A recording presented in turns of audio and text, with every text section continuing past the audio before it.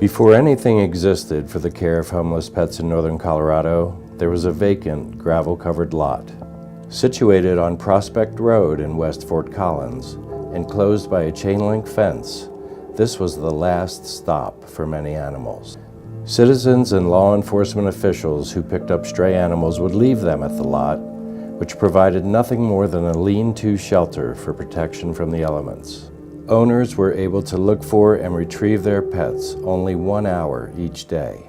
Animals unclaimed after 3 days were euthanized. I was asked by a friend to look for their lost pet at the City of Fort Collins holding facility for stray animals. I noticed a dog who had dug a hole in the gravel yard and had a litter of puppies, and she was fighting with other dogs trying to keep them away from her puppies. And it was at that point in time that I realized that we had to do better by the animals in Larimer County and Fort Collins.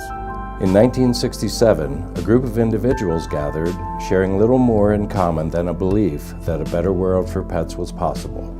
They envisioned a safe haven for homeless animals, a shelter for owners to find lost pets, and a refuge for pets when owners could no longer care for them.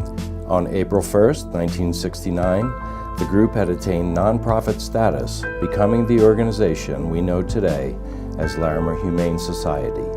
They began fundraising to raise enough money for the purchase of land at 6317 Kyle Avenue near Trilby Road in South Fort Collins.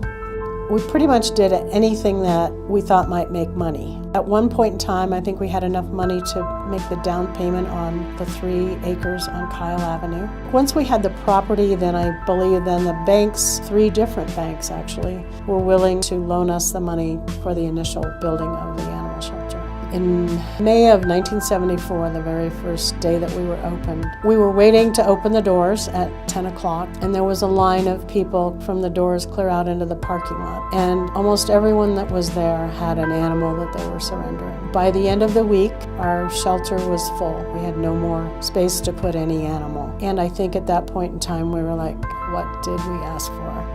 We euthanized lots of animals that year, and I don't know that it slowed down measurably for the next couple of years. That first summer was horrific, but there came a time when we saw the tables turn a little bit, and we saw that we were actually staying ahead of the game. We were adopting more animals out, realizing that we had made a significant difference for animals and their people. The very first van was an old red Econo van.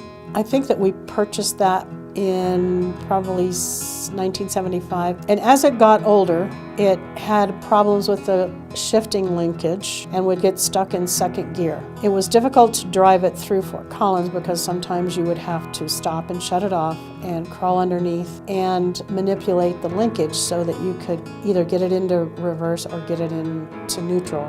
It was a great day when we traded that baby in. We had awesome staff. We had a lot of vet students. We had people who cared about animals. And when you have a staff like that, you can't lose. When I first started working at the Humane Society in 1981, we were just beginning to have some of our adoption animals leave being spayed or neutered already by contracting with private veterinarians and CSU to neuter all of our adoption animals. So that made a big difference. We didn't have to worry about any of our animals reproducing. Some of the illnesses we saw at that time, unfortunately parvo was just starting in the community, and that was a real problem for quite a while.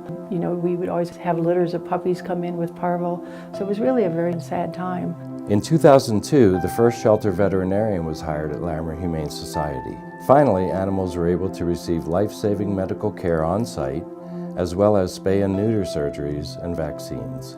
One of the things about the Kyle Avenue shelter that when I started in 2008 became really clear is that while in 1974 it was probably an amazing facility, by the early 2000s it had outlasted its useful life, and all of those good things that we had been doing in it were hampered by the size and the growth of our organization.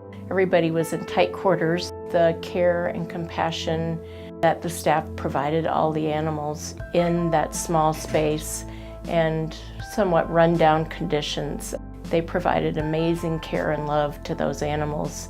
One of the other challenges of the old facility was the lack of natural daylight. There were very narrow windows that really didn't let in a whole lot of light. And in this new building, we've been able to transform that so that almost every single animal holding area has access to natural light. A couple of other things in the new building that have been dramatically different is our veterinary services area. We were able to put in a dental suite along with a digital dental x-ray that really allow us to elevate the quality of veterinary care that we're able to provide for those animals. The adequate size of the housing for all of our animals has been much better. If we need to, in the case of a disaster, we can change the purposes of different rooms and we just have much better space. In 2018, after moving into the new facility, the Kyle Avenue shelter was demolished and the property was sold back to the city of Fort Collins for open space. Being a volunteer and on the board at Larimer Humane Society has shaped my vision and thoughts about this organization in varying ways over time. To really understand the way the shelter functions in the community, the services provided, and the strong leadership. And in the future, we're hoping we can do more and grow with this community. Having a humane society, especially one that's been around for 50 years, has been more important than a lot of people realize, because there's literally have been thousands and thousands of animals that have been helped and have had their life saved, gone on to another home because of the programs that Larimer Humane Society has. 50 years ago, homeless animals in northern Colorado had nowhere to turn. They had no one to protect them, care for them, or love them. Thankfully, a small group of community members saw a better way forward. Decades later, homeless, ill, injured, and abused animals continue to rely on Larimer Humane Society and the northern Colorado community for care, compassion, and second chances. If I could share a message with our founders, I think first would be thank you. Thank you for establishing this organization. Thank you for believing in your community and for believing that we could make a difference. With your help, we can ensure our doors remain open for another 50 years for any animal in need. We will stand ready for worried families whose pets have gone missing, for those ready to find a new companion, or for whom there are no other options. And we will remain steadfast for our community, providing safety, rescuing animals from danger, and supporting our neighbors in times of crisis. A lot of people in the animal welfare field really would like to put themselves out of business because everybody would be taking appropriate care of their pets. But if that doesn't happen, at least we know Larimer Humane Society will have a good foundation for another 50 years.